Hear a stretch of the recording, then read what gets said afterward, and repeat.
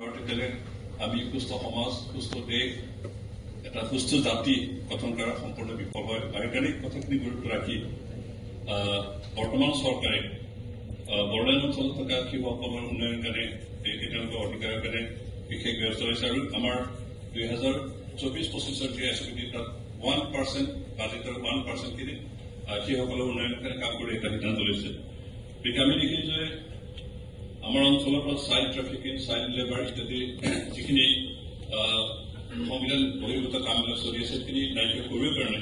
আমি বিশেষ ব্যৱস্থা ল'ব লাগিব ইউনিচেফৰ সহায়ত আমাৰ বিভিন্ন দলসংগঠন যিসকলে শিশুৰ সুৰক্ষাৰ কাৰণে কাম কৰে তেওঁলোকৰ লগত সহযোগ ৰাখি আমি কাম কৰিব বিচাৰিছোঁ সেইকাৰণে আমি কেনেকৈ আমাৰ অঞ্চলৰ পৰা চাইল্ড ট্ৰাফিক নাইকিয়া কৰিব পাৰোঁ আমি চাইল্ড লেবাৰ নকৰাকৈ কেনেকৈ তেওঁলোকক স্কুলত তেওঁলোকৰ উপযুক্ত বয়সখিনি শিক্ষা দান কৰিব পাৰোঁ আৰু তেওঁলোকক আমি